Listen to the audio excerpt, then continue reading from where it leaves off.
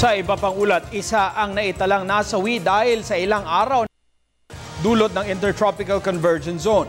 Kinilala ang biktima na si Queenie Imon na nalunod nitong October 4 sa Valderrama Mountain Resort sa Antique.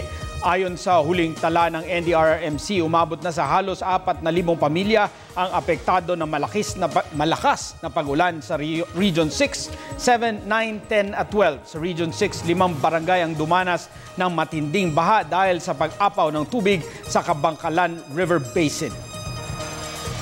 3 days nang nag-ulan dito sa Central Visayas and Western Visayas, and including some portions in Mindanao area. So, kailangan to? Nag-subside na, and hopefully the weather improves today and in the coming days. Well, it depends on the prevailing situation in their respective ocean area.